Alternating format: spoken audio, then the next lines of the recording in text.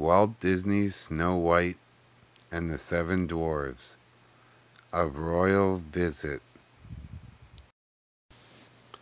Snow White was just about as happy as a princess could be. She had married her true love, the prince, and lived in a beautiful castle. Her wicked stepmother was gone.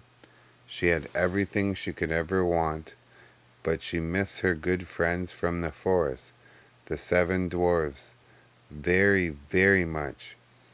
"Why do you look so sad, my darling?" the prince asked Snow White one morning.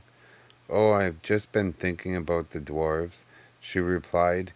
"It's been so long since I've seen them. I really miss them." "Well, why don't we go for a visit?" the prince suggested. "Their cottage is not so far away."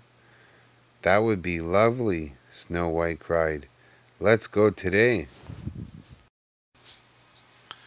Well, the prince called the groomsmen to saddle their horses. Snow White wrote a note to tell the seven dwarfs that she was coming. Then she asked a bluebird to deliver it.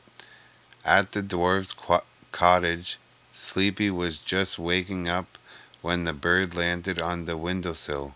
"Say, there's a boat in his nose, a note in his toes," said Doc, noticing an envelope in the bird's claws. "Looks like uh, achoo!" Sneezy said with a sniffle. "Indeed," Doc replied, "but who could it be from?" Then, just as he reached for the letter, the scent of sweet perfume drifted to his nose. "Why, it's from Snow White!" Doc exclaimed. He and Sneezy and Sleepy ran downstairs to tell the others. Doc began to read the note. "My dear dwarves," he said. "Heh, she calls us dear." "Oh, get on with it," grumbled Grumpy. Doc scanned the note. Well, golly gee, she's coming for a visit today," he cried. "Hooray!" Happy cheered. "Snow White is coming." But the other six dwarves looked around their messy cottage. Dirty dishes and clothes were piled everywhere. Doc handed a broom to Dopey. "We have a lot to do, men. Sleepy, you make the beds. Bashful, you fold the clothes. Sneezy, you dust the furniture. Dopey will sweep the floors." "She's coming at noon," Grumpy huffed. "She'll want lunch. Someone's gonna have to cook. Why don't you and Happy fix something suitable for Snow White to eat?" Doc suggested. The dwarves started to work on their chores right away. It didn't go very well.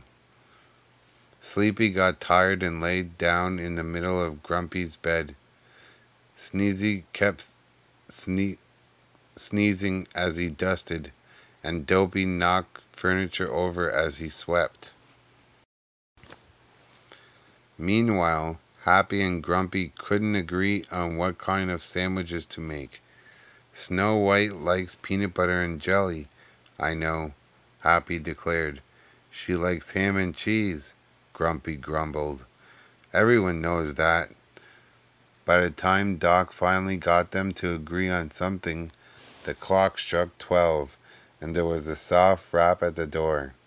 "There, here!" Sneezy sneezed. "Wake up, Sleepy." The dwarves ran to the door and opened it. Their beloved princess was here.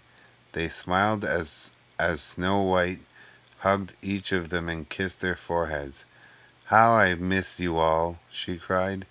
"Please forgive the mess, Princess," Bashful whispered to her. "We didn't quite get it cleaned up." "Oh, please," Snow White said with a laugh. "Forgive me for giving you such short notice. Besides, I've come to see you, not your cottage." "Would you care for a ham and jelly sandwich?" Doc offered, holding up a platter. "Or a peanut butter and cheese?" "Oh, how sweet," Snow White kindly replied. "But, well, you see," she paused, "if I had known you'd go to all this trouble, I wouldn't have brought a picnic with me." "Picnic?" the dwarves exclaimed. "Well, yes, I remembered how much you like it when I cooked, so I brought some of your favorites." Just then the prince walked in with an overflowing basket. "What did you bring?" Doc asked hopefully. "Oh, just some roast chicken and deviled eggs," Snow White said.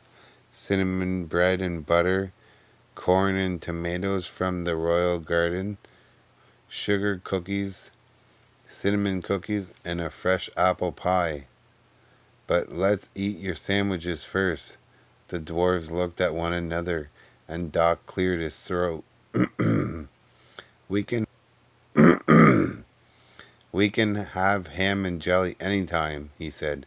"Let's enjoy your picnic and have a great visit." And that's exactly what they did. The end.